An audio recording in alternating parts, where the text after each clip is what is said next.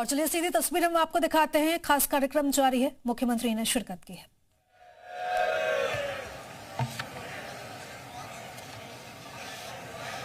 नगर निगम लखनऊ के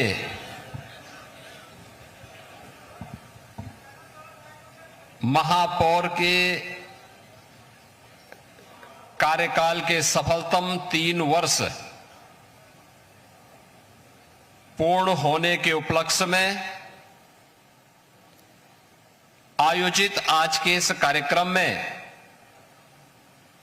उत्तर प्रदेश सरकार के हमारे वरिष्ठ मंत्री, वित्त संसदीय कार्य और लखनऊ के प्रभारी मंत्री श्री सुरेश कुमार खन्ना जी,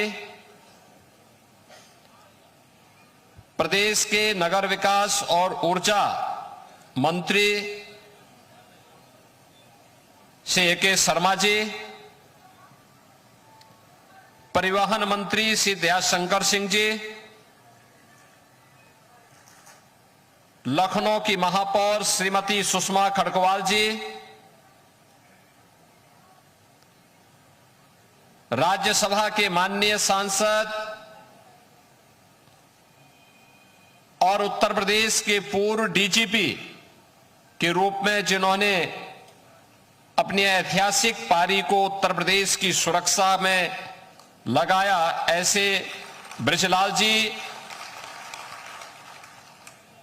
हमारे माननीय विधायकगण श्री योगेश शुक्ला जी, ओपी श्रीवास्तव जी, विधान परिषद सदस्य मुकेश शर्मा जी, लालजी प्रसाद निर्मल जी, सुनील भराला जी, नगर निगम कार्यकारिणी के हमारे सभी पार्षदगण, नगर विकास और नगर निगम के सभी अधिकारीगण और लखनऊ के मेरे सभी उपस्थित बहनों और भाइयों, मुझे प्रसन्नता है कि आज लखनऊ समेत सभी 17 नगर निगम, 200 नगर पालिका परिषद और लगभग 500 के आसपास जो हमारे नगर पंचायतें हैं, 545 नगर पंचायतों की 3 वर्ष के कार्यकाल आज पूरा हो रहा है। इस अवसर पर मैं लखनऊ की महापौर, लखनऊ की नगर निगम कार्यकारिणी और सभी नगर निकायों के सभी महापौर, सभी चेयरमैन, सभी लगभग 14,000 पार्षदों को इस कार्यकाल की हृदय से बधाई देते हुए अपनी शुभकामनाएं देता हूं। मुझे प्रसन्नता है कि आज हम लोग यहां पे नगर निगम के 413 करोड़ रुपए की परियोजनाओं जो लखनऊ से जुड़ी हुई हैं, उनके लोकार्पण और शिलान्यास के साथ भी जुड़ रहे हैं। बहनों और भाइयों, मैं आभारी हूं उत्तर प्रदेश की जनता जनार्दन का, जिन्होंने पहली बार उत्तर प्रदेश के इतिहास में 17 नगर निगम में चुनाव हुए थे और 17 की 17 नगर निगम की सीट उन्होंने भारतीय जनता पार्टी के पक्ष में डाली थी। सभी 17 नगर निगम में भारतीय जनता पार्टी का अपना पूरा बोर्ड बना और उसी का परिणाम है कि नगर निगम ने इन 3 वर्ष में कुछ प्रतिमान भी स्थापित किए। विकास कैसे होना चाहिए उसका मॉडल बनाने का प्रयास, स्वच्छता कैसे होनी चाहिए उसके कुछ मॉडल देने के कार्य किए। हम मानते हैं कि जितना होना चाहिए था हम नहीं उसको प्राप्त कर पाए, लेकिन पिछली सरकारों के गड्ढों को, उनके पापों के गड्ढों को भरने उनके भ्रष्टाचार के कूड़ेदान को साफ करने में भी हमें समय लगा है और आज उसका परिणाम है कि स्वच्छता रैंकिंग में लखनऊ नगर निगम को देश के अंदर तीसरा स्थान प्राप्त होता है। अपने आप में एक बड़ी उपलब्धि है, लेकिन इसे नंबर 1 पर लेके आना है। जो अभी नारेबाजी यहां खन्ना जी कर रहे थे, उसी के लिए कर रहे थे, इसीलिए कर रहे थे। अब आप सोचो 80-85 साल की उम्र में खन्ना जी नारा लगा सकते हैं तो आप काम नहीं कर सकते। ये केवल नगर निगम के महापौर, पार्षद या सफाई कर्मचारी की जिम्मेदारी नहीं, ये नागरिक जवाबदेही का भी आधार बनता है। घर का कूड़ा कूड़ेदान में ही फेंकेंगे, उसको सेग्रीगेट करेंगे, अलग अलग करेंगे। गीला कूड़ा अलग होगा, सूखा अलग होगा, प्लास्टिक का उपयोग नहीं करेंगे, नालियों में कूड़ा नहीं फेंकेंगे, सरकारी संपत्ति को नुकसान नहीं पहुंचाएंगे। नहीं तो होता क्या है, हम गमला लगाते हैं, कोई कार से आता है और गमला उठा के लेके चला जाता है। अब सोचो, कार से, अरे जितना कार का तेल लग रहा है उसमें से नया गमला भी ले सकते थे, लेकिन ये चोरी का एक नया मॉडल हो गया कि ये तो इतना महंगी कार, मैं देख रहा था बहुत महंगी कारों, सीसीटीवी कैमरे लगे हुए हैं अब तो हर जगह, हम देखते रहते हैं उससे, और पता लगा कि वो महंगी कार 2.5 करोड़ की कार से 45 रुपए के गमले को चोरी करने के लिए, यानी इतनी अगर इतना प्रयास उन्होंने किया तो 45 रुपए में एक नया गमला लेकर के अपने घर में लगा सकते थे, सम्मान भी रहता और शहर भी अच्छा दिखता।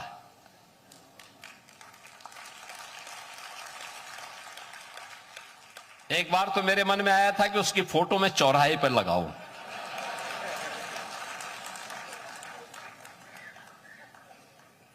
क्योंकि ये जो पैसा हम खर्च करते हैं, ये पैसा न मैं दे रहा हूं, न वित्त मंत्री जी अपने पास से दे रहे हैं, न ए.के. शर्मा जी अपने पास से दे रहे हैं, ये जनता जनार्दन का पैसा है और हम उसको क्यों उचित नियोजन कर रहे हैं।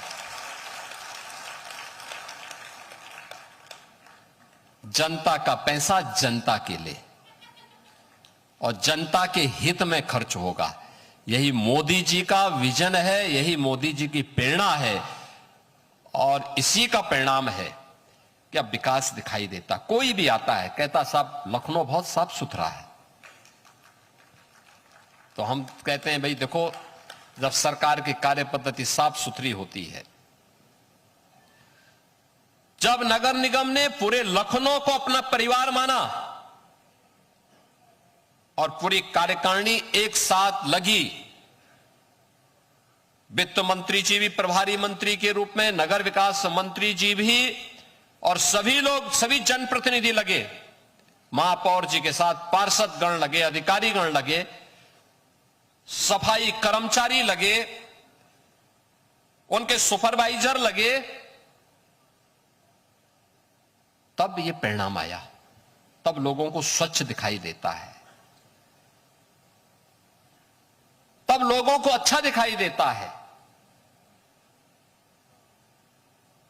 और लखनऊ ने वह सब करके दिखाया भी है। आप देखो ना, यही लखनऊ था, हमने राष्ट्र प्रेरणा स्थल जहां पे बनाया है, 3 दशक यानी 30 वर्षों से ऊपर का कूड़ा वहां डंप होता था, आज वह राष्ट्र प्रेरणा स्थल है। बेहतरीन केंद्र, बड़ा केंद्र, बड़ी रैली हो सकती है, बड़ा मंच बनाया गया है, म्यूजियम बना हुआ है। डॉक्टर श्यामा प्रसाद मुखर्जी, जिन्होंने देश के एकता के लिए एक देश में दो प्रधान, दो विधान, दो निशान नहीं चलेंगे का उद्घोष किया था। आज भारत ने उस लक्ष्य को प्राप्त भी किया प्रधानमंत्री मोदी जी के नेतृत्व में, और उनकी भव्य प्रतिमा हम लोगों ने राष्ट्र प्रेरणा स्थल पर स्थापित की है, लखनऊ नगर निगम के अंदर। गरीब तक शासन की योजना का लाभ पहुंचे, अंतिम पायदान पर बैठे हुए गरीब को। आप सोचो 2017 के पहले समाजवादी पार्टी की सरकार में एक भी गरीब के लिए मकान नहीं स्वीकृत हुए थे। हम लोगों ने 17 लाख से अधिक गरीबों को एक एक आवास उपलब्ध करवाए हैं, 17 लाख से अधिक गरीबों को नगरीय क्षेत्र में, और बहनों और भाइयों ग्रामीण क्षेत्र में भी कुल मिलाकर के 65 लाख गरीबों को एक एक आवास। हमने चेहरा नहीं देखा, उसकी जाति नहीं देखी, उसका क्षेत्र नहीं देखा, उसका मत और मजहब नहीं देखा। हमें तो प्रधानमंत्री जी ने एक ही बात कही कि देश के अंदर केवल 4 जाति है, एक गरीब है, एक किसान है, एक महिला है और एक युवा है। इन चारों को ध्यान में रख करके हमने अपने कार्यक्रम को आगे बढ़ाया।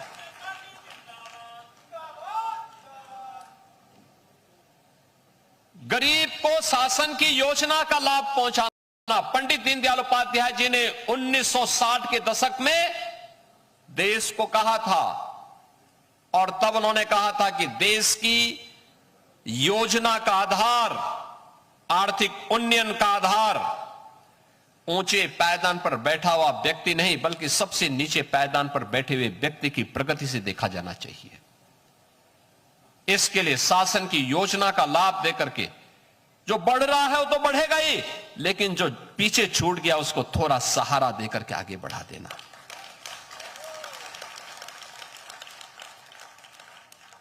आवास की सुविधा, शौचालय की सुविधा, आयुष्मान भारत की सुविधा, उज्ज्वला योजना की सुविधा, बिजली की फ्री कनेक्शन की सुविधा, ये उसी क्रम में उपलब्ध कराए गए, उसी क्रम में उपलब्ध कराए जा रहे हैं। पंडित दीनदयाल उपाध्याय जी के उस सपने को साकार किया है एनडीए की डबल इंजन की सरकार ने, और इसलिए पंडित दीनदयाल उपाध्याय जी की प्रतिमा वहां पर भव्य प्रतिमा स्थापित की गई है राष्ट्र प्रेरणा स्थल पर। सरदेव अटल जी भारतीय राजनीति के एक ऐसे चेहरे जिन्होंने 6 दशक तक भारत की राजनीति को प्रभावित किया। निर्विवाद, निश्चल, पूरे देश को लेकर के चलने की सामर्थ्य, और लखनऊ के तो जैसे वे प्राण ही थे। लखनऊ अटल जी के अंतःकरण में बसता था, और इसीलिए लखनऊ के लिए उनकी प्लानिंग, और इसलिए लखनऊ की ओर से सरदेव अटल जी के प्रति श्रद्धांजलि स्वरूप अटल जी की भव्य प्रतिमा उसी राष्ट्र प्रेरणा स्थल पर स्थापित की है।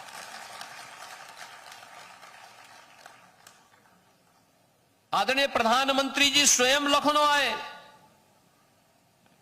माननीय रक्षा मंत्री जी लखनऊ में रह करके उन्होंने उस कार्यक्रम को सफल बनवाया, और आज हम भी कह सकते हैं कि हां, लखनऊ में राष्ट्र प्रेरणा स्थल है, लखनऊ में ग्रीन कॉरिडोर है, लखनऊ में मेट्रो है, लखनऊ में वह सब कुछ है जो लखनऊ की आवश्यकता थी। पहले की सरकारें क्यों फेल थी? क्योंकि वे अपने परिवार के लिए सोचती थी। शासन की योजना का लाभ उनके परिवार के लिए, गरीब के लिए नहीं, महिला सुरक्षा के लिए नहीं। महिला सुरक्षा के लिए सबसे बड़े खतरे वही बने हुए थे, सपा के गुंडे बने हुए थे। नौजवान की नौकरी पे वे लोग डकैती डालते थे। वहां पर योजना का लाभ व्यक्ति नहीं, गरीब नहीं, किसान नहीं, महिला नहीं, युवा नहीं, वहां पर शासन की योजना का लाभ उनका एक परिवार होता था। और हम लोगों ने एनडीए की डबल इंजन की सरकार आई, प्रधानमंत्री मोदी जी के नेतृत्व में। मोदी जी ने कहा कि भाई मेरे लिए तो पूरा देश ही परिवार है। हम लोगों ने कहा, हमारी सरकार ने कहा, भाई हम लोग तो 25 करोड़ की आबादी ही हमारा परिवार है। और नगर निगम लखनऊ ने कहा कि पूरा नगर निगम ही हमारा परिवार है, इसलिए बिना भेदभाव की योजनाओं का लाभ उन तक पहुंचाना है।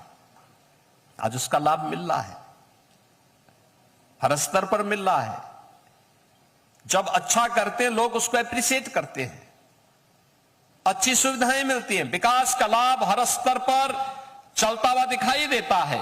और आज हम सबको ये सारी चीजें देखने को मिलती हैं जो यहां की आवश्यकता थी, लखनऊ की आवश्यकता थी। ये प्रदेश की राजधानी लखनऊ।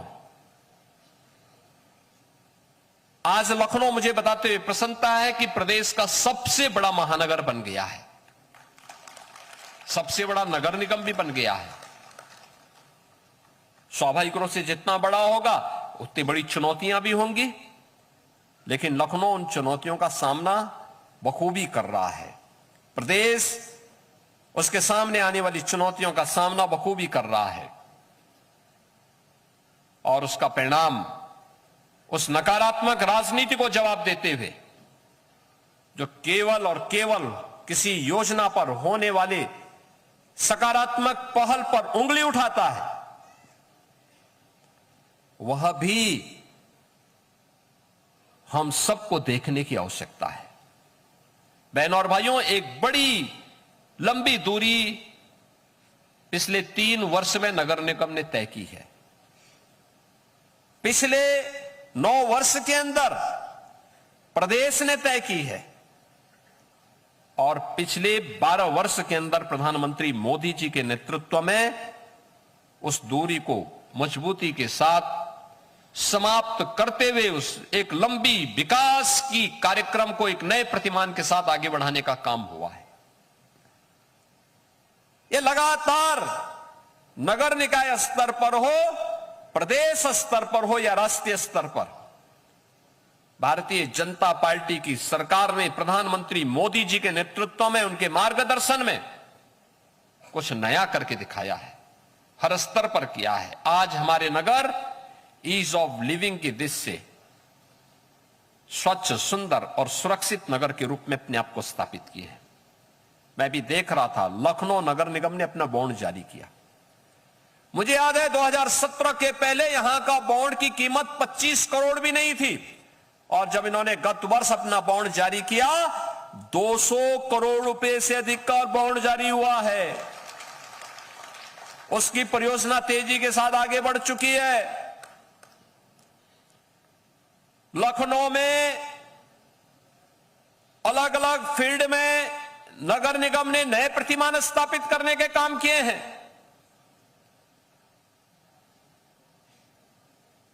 वे सब योजनाएं उंगलियों में गिनी नहीं जा सकती, उसको महसूस किया जा सकता है।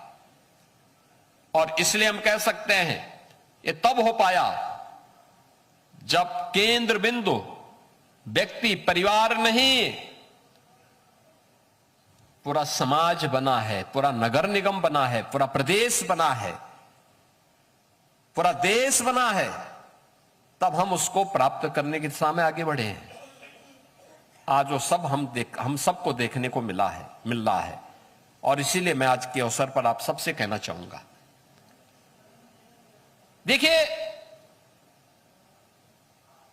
पिछले कुछ दिनों से भारी बिजली संकट है, चुनौतियां हैं, ऊर्जा का संकट है, वैश्विक संकट बन चुका है। अमेरिका ईरान के युद्ध के कारण सप्लाई लाइन प्रभावित हुई है। दुनिया के अंदर तमाम क्षेत्रों में तेल की कीमतें आसमान छू रही हैं। हमारे यहां मुद्दा बनाने का प्रयास किया जा रहा है। जिस अमेरिका के पास अपनी ऊर्जा के स्रोत हैं, उस अमेरिका में पेट्रोलियम पदार्थों के दाम दुगने से अधिक हुए हैं। महंगाई वहां चरम पर है। भारत के अंदर प्रधानमंत्री मोदी जी के नेतृत्व में इसको लगातार कंट्रोल किया जा रहा है, लगातार नियंत्रित किया गया है। उस सब के बावजूद मुद्दा बनाने का काम होता है। स्वाभाविक रूप से पेट्रोलियम उत्पादों के दाम दुनिया में बढ़ेंगे, उसका असर यहां पड़ेगा। सप्लाई चेन बाधित होगी, उसका असर यहां भी पड़ेगा, क्योंकि हमारी 90% से अधिक की आवश्यकता उस कच्चे तेल पर निर्भर करती है जो यहां पर आता है। लेकिन देश के साथ खड़े होने की बजाय देश को कटघरे में खड़ा करने का प्रयास, ये स्वस्थ मानसिकता नहीं, अस्वस्थ मानसिकता है। देश से बढ़कर कुछ नहीं हो सकता। ऊर्जा का संकट भी इसी प्रकार का संकट है, चुनौती है। गर्मी अचानक बढ़ी, तमाम थर्मल पावर प्लांट ने अचानक शटडाउन ले लिया, उत्पादन कम हुआ। आप सोचो 2017 तक उत्तर प्रदेश में जो पीक पावर की सप्लाई होती थी वह 15 से 16 हजार मेगावाट होती थी। आज वह 32 से 33 हजार मेगावाट पहुंच गई है। 32 से 33। उस समय कुल 6000 मेगावाट की बिजली का उत्पादन होता था। आज बिजली का उत्पादन पावर कारपोरेशन के मार्गदर्शन में ही 13,000 मेगावाट का हो रहा है। 13,000 मेगावाट का। रिन्यूएबल एनर्जी लगभग 10,000 मेगावाट तक उसका उत्पादन बढ़ा है। लेकिन आवश्यकता तो हमारी लगभग 33 से लेकर 35,000 मेगावाट तक है, और उसमें भी लोग कोताही नहीं बरत रहे हैं। थोड़ा एलपीजी के संकट को देखते हुए अपना सिलेंडर सुरक्षित रखे हैं। उन्होंने इलेक्ट्रिक हीटर ला करके उसमें भोजन बनाना शुरू कर दिया। बचना पड़ेगा। देश की समस्या हम सबकी समस्या है, व्यक्ति की नहीं। देश की हर व्यक्ति को इसको अपने ऊपर भी लेना पड़ेगा। और हमें देखना होगा कि जो ये अफवाहबाज हैं, ये देश के हितैषी नहीं है, आपके हितैषी भी नहीं है। ये सब जब भी सत्ता में रहे हैं, इन्होंने आपके हितों के लिए कार्य नहीं किया, आपका विकास बाधित किया, नौजवानों की नौकरी में डकैती डाली, महिलाओं की सुरक्षा में सेंध लगाया, अन्नदाता किसानों को आत्महत्या करने के लिए मजबूर किया, और गरीब के हक पर डकैती डालने का काम भी इन लोगों ने किया था। आखिर जो 65 लाख मकान हम लोगों ने बनाए हैं प्रदेश में पिछले 9 वर्ष के अंदर, ये सपा बसपा कांग्रेस क्यों नहीं बना पाई? जो 3.25 करोड़ शौचालय यूपी के अंदर बने इस दौरान गरीबों के घर में, ये शौचालय उन्होंने क्यों नहीं बना दिया? जिन 16 करोड़ गरीबों को फ्री में राशन की सुविधा का लाभ यूपी के अंदर मिल रहा है, ये सपा ने, बसपा ने, कांग्रेस ने क्यों नहीं दिया? आयुष्मान भारत में जिन लोगों को फ्री में 5 लाख रुपए की सुविधा प्राप्त हो रही है स्वास्थ्य की, हर वर्ष दी जा रही है, ये काम उन सरकारों ने क्यों नहीं किया? क्योंकि उनके नजरिए में, उनके एजेंडे में गरीब था ही नहीं, महिलाओं की सुरक्षा थी ही नहीं। हमने 9 लाख गरीबों, 9 लाख युवाओं को सरकारी नौकरी, हम लोगों ने 3 करोड़ प्रदेश के नागरिकों को प्रदेश के एमएसएमई यूनिट में समायोजन करके स्वावलंबन की दिशा में अग्रसर किया है।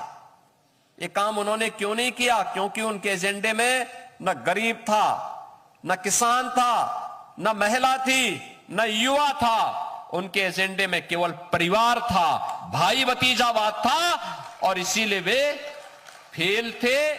हम इसलिए सफल हैं क्योंकि हम लोगों ने बिना भेदभाव के इन सब के हितों के लिए कार्य किया। परिणाम दिखाई दे रहा है।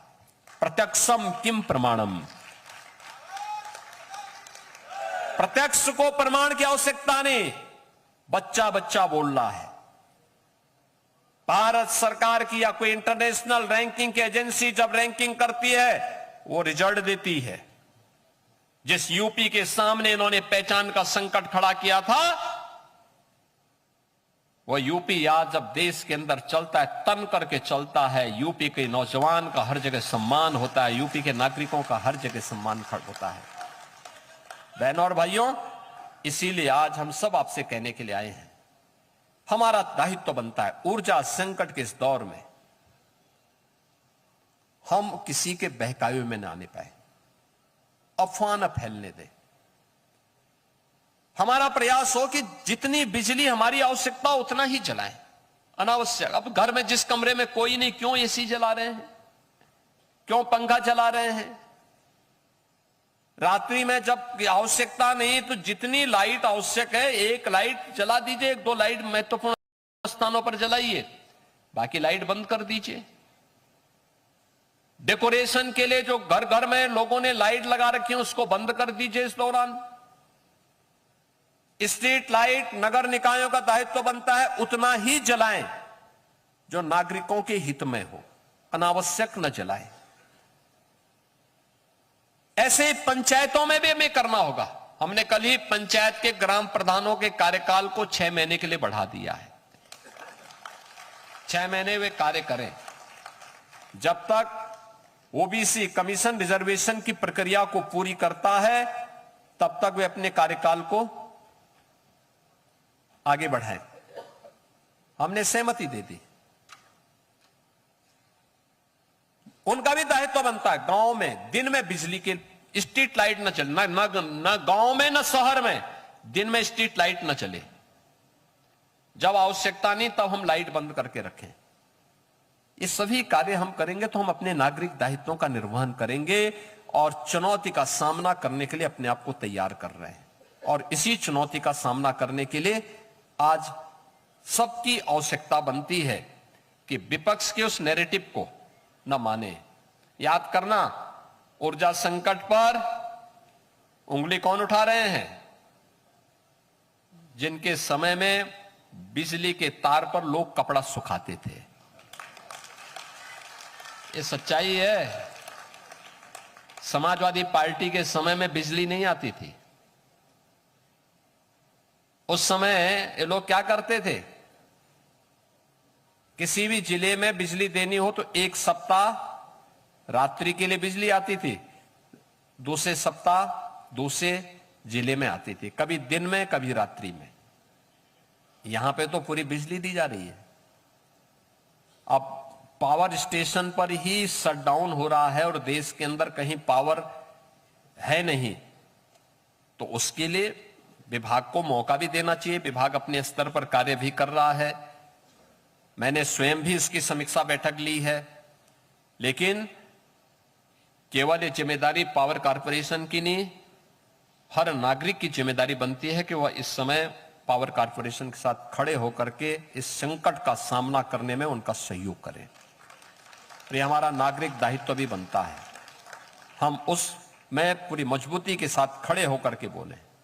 आलोचना प्रत्यालोचना से काम नहीं चलने वाला।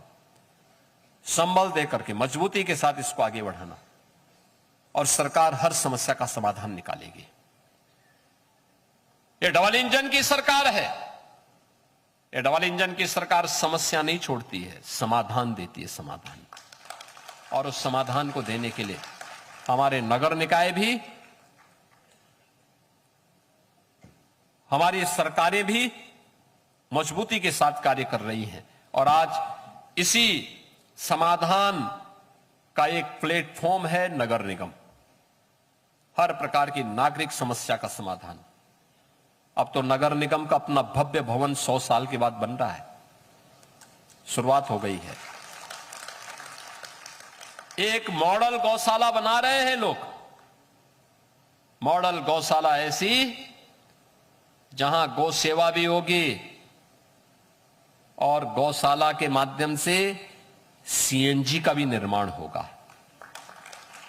कंपोस्ट भी बनेगा, नेचुरल फार्मिंग भी होगी और हर एक वेस्ट को वेल्थ में कैसे बदलना है इसका भी उदाहरण प्रस्तुत होगा। नगर निगम अपने इन सभी कार्यक्रमों को आगे बढ़ाएं। जो उनका integrated command and control centre है, या बेहतरीन तरीके से कार्य कर रहा है। इसका उपयोग हम लोगों ने कोविड कालखंड में किया था, नागरिकों को सुविधा प्रदान करने के लिए, बेहतरीन स्वास्थ्य की सुविधा प्रदान करने के लिए। ये सभी कार्य हम लोग उस दौरान लेते थे। आज भी ट्रैफिक मैनेजमेंट, स्वच्छता और डेवलपमेंट की एक्टिविटीज को देखने के लिए बहुत अच्छा प्लेटफॉर्म है और मैं विश्वास के साथ कह सकता हूं कि स्मार्ट सिटी मिशन के अंतर्गत जो कार्य आगे बढ़े हैं, आने वाले समय में सीएम ग्रिड की योजना एक मॉडल सड़क की योजना के रूप में देश के सामने मॉडल होंगी। बेहतरीन कार्य है, उसको आगे बढ़ाने की आवश्यकता है। लोकल आवश्यकता के अनुरूप वहां पे जो संशोधन हो सकता है उसमें हम करें। लेकिन पहली बार हो रहा है कि जब सड़कें बन रही हैं तो उसमें यूटिलिटी डक्ट भी बन रहा है, जिससे बार बार सड़क को खोदना ना पड़े, पाइपलाइन के लिए, केबल के लिए, और किराए भी आप उससे लेंगे। पार्किंग के स्पेस भी दिए जा रहे हैं, फुटपाथ भी दिया जा रहा है, स्ट्रीट लाइट भी दी जा रही है। अच्छा एक मॉडल खड़ा किया है। नगरीय जल निकासी की व्यवस्था हमारे नगर निकाय 1 घंटे की बारिश में, पहले पूरी तरह जल प्लावित हो जाते थे, अब स्टॉर्म वाटर की समस्या का समाधान करने के लिए नगर निगम और नगर विकास ने बेहतरीन योजना बनाई है। नगरीय क्षेत्रों में अच्छे कन्वेंशन सेंटर बन रहे हैं। हमने आवास विभाग से लखनऊ के लिए 10,000 लोगों के लिए एक कन्वेंशन सेंटर की स्वीकृति दी है। टेंडर हो गया है, तेजी के साथ वो कार्य भी आगे बढ़ने वाला है। और भी मॉडल, बहुत सारे मॉडल खड़े होने जा रहे हैं और उस मॉडल के साथ जुड़ने के लिए आप सभी लखनऊ वासियों का मैं आह्वान करूंगा, सभी माननीय जनप्रतिनिधियों का आह्वान करूंगा। हमारा सकारात्मक योगदान इन कार्यक्रमों को सफलता की नई ऊंचाई तक पहुंचाने के लिए मिलना चाहिए। अनावश्यक रूप से विकास की योजनाओं में बैरियर बनने की बजाय हम सकारात्मक सहयोग के माध्यम से उसे एक नई ऊंचाई तक पहुंचाने का कार्य करेंगे तो इसके लिए आने वाली पीढ़ियां हर एक को धन्यवाद देंगी। इस विश्वास के साथ आज मैं नगर निगम लखनऊ की महापौर और उनकी पूरी कार्यकारिणी को, पूरे नगर निगम परिवार को, हर नगर निगम परिवार को और नगर विकास को विशेष रूप से धन्यवाद दूंगा कि उनके जो कार्यक्रम हैं, उनकी जो योजनाएं हैं, ये तेजी के साथ आगे बढ़े, नगरीय जीवन को और भी सुगम, सुरक्षित और सुव्यवस्थित करने की दिशा में आगे बढ़े। क्योंकि नगरीय निकायों में जितनी अच्छी सुविधा होगी, जितना उसका विस्तार होगा, उतना ही $1 ट्रिलियन की इकोनॉमी को प्राप्त करने की दिशा में राज्य तेजी के साथ आगे बढ़ेगा। उतना ही विकसित भारत की संकल्पना को आगे बढ़ाने के लिए विकसित और भारत और विकसित उत्तर प्रदेश, आत्मनिर्भर भारत, आत्मनिर्भर उत्तर प्रदेश के लक्ष्य को प्राप्त करने में हम सफल होंगे। और इन्हीं संकल्पों को प्राप्त करने की दिशा में नगर निगम अपने यहां बेहतरीन नागरिक सुविधाओं को आगे बढ़ाने, सुरक्षा के बेहतरीन वातावरण के लिए अपने स्तर पर प्रयास करने, स्वच्छता सर्वेक्षण में अपनी रैंकिंग को और बेहतर बनाने की दिशा में निरंतर कार्य करेगा। आप सबके प्रति मेरी मंगलमय शुभकामनाएं हैं। धन्यवाद। जय हिंद।